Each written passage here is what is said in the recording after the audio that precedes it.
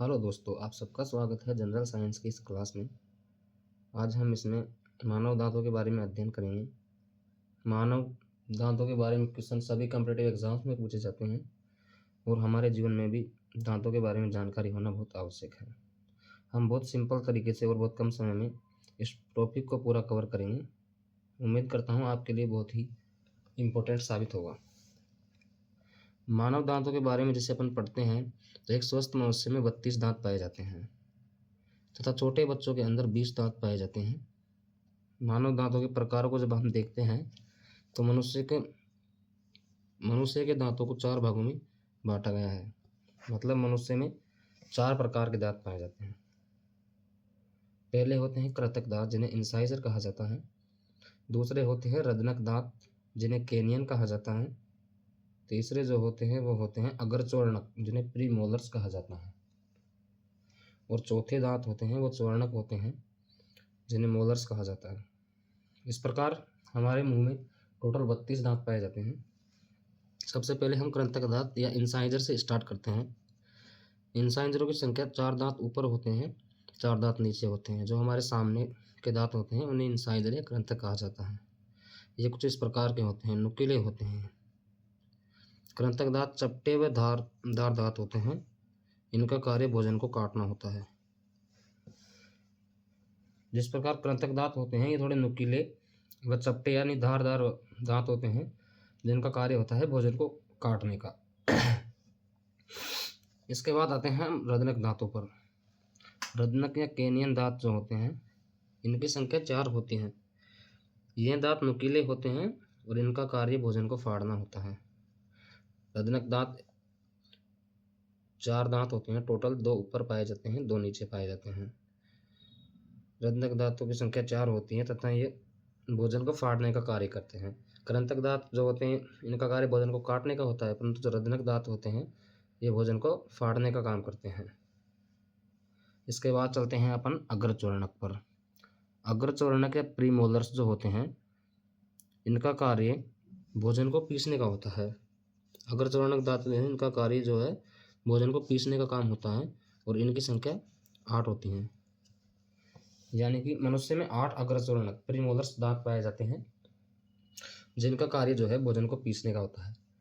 पीसने का मतलब होता है जिस प्रकार कृंतक दांतों से भोजन को काटा जाता है, रदनक से भोजन को फाड़ा जाता है और अग्रचोर्णक जो है इनसे भोजन को पीसा जाता है यानी चबाया जाता है। जब हम खाना खाते हैं, खाने को चबाते हैं तो अग्रचोर्णक दांत उसे पीसने का कार्य करते हैं। तथा अंत में जो प्रकार आता है वो होता है स्वर्णक या मोलर्स दांत। स्वर्णक या मोलर्स जो दांत होते हैं इनका कार्य भी भोजन को पीसने का होता है।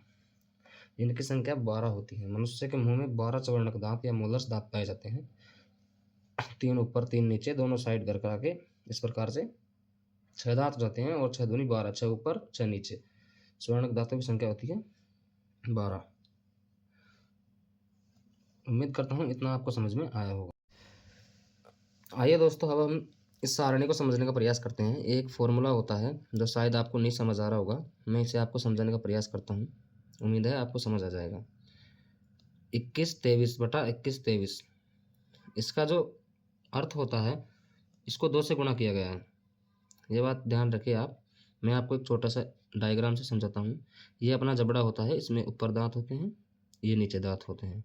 इनको 4 हिस्सों में बांटा गया है। 4 हिस्सों में बांटने का तात्पर्य है दो दो कृंतक या इंसाइजर दांत इधर होते हैं, 2 इंसाइजर इधर होते हैं। इसी प्रकार 2 इंसाइजर नीचे होते हैं और 2 इंसाइजर इस साइड नीचे होते हैं। 2 इंसाइजर ऊपर, 2 इंसाइजर्स नीचे, 4 हो जाते हैं टोटल। जब 2 से गुणा करते हैं, 2 से गुणा क्यों करते हैं? क्योंकि इसी प्रकार से ये नीचे पाए जाते हैं। तो टोटल 8 दांत इंसाइजर हो जाते हैं। इंसाइजर यानी कृंतक दांत 8 हो जाते हैं जो काटने का कार्य करते हैं। इसी प्रकार से केनियंस होते हैं, एक केनियन ऊपर होता है, एक नीचे होता है। 2 हो गए, 2 को 2 से गुणा करते हैं तो टोटल 4 केनियंस दांत या रदनक दांत हो जाते हैं जो फाड़ने का कार्य करते हैं।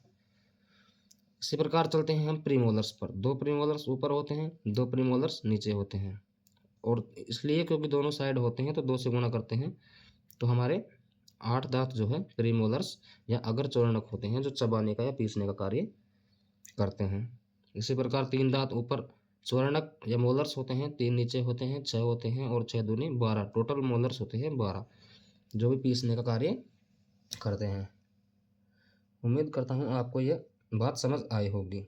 आप आसानी से वीडियो को देखिए, चीज़ों को समझने का प्रयास कीजिए, ये आपके लिए बहुत हेल्पफुल होने वाली है।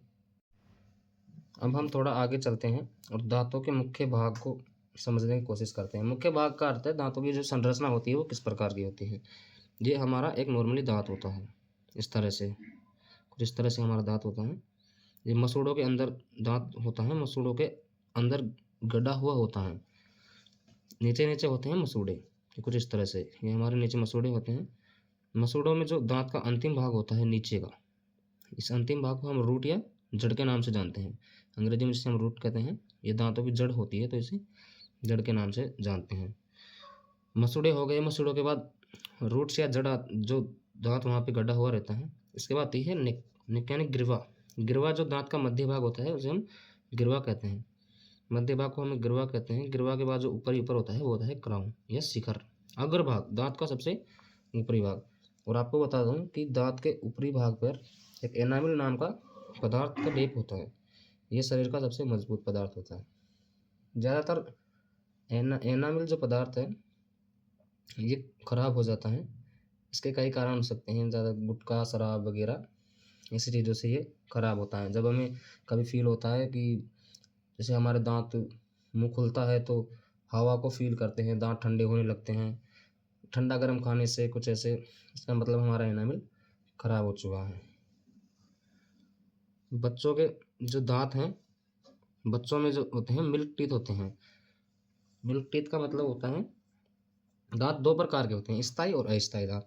स्थायी दांत का मतलब जो परमानेंटली होते हैं और अस्थायी दांत जो कुछ समय के लिए होते हैं। बच्चों में अस्थायी दांत होते हैं जिन्हें मिल्क टीथ कहा जाता है। मिल्क टीथ दूध के दांत होते हैं, इनकी संख्या 20 होती है। मिल्क टीथ की संख्या कितनी होती है? 20 होती है। जिसकी संरचना होती है 212/212, 2 ऊपर 2 नीचे, एक ऊपर एक नीचे। उसी प्रकार से जो मैंने आपको सारणी में समझाया था, इसको 2 से गुणा करते हैं तो टोटल दांत हो जाते हैं बच्चों में 20।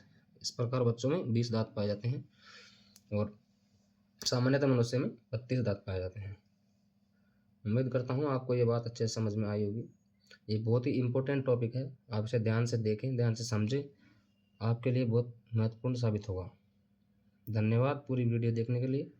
अगर आप चैनल पर पहली बार आए हैं तो चैनल को लाइक, कमेंट, सब्सक्राइब ज़रूर करें। आपको आगे और अच्छी अच्छी वीडियोज़ मिलती रहेगी। जय हिंद।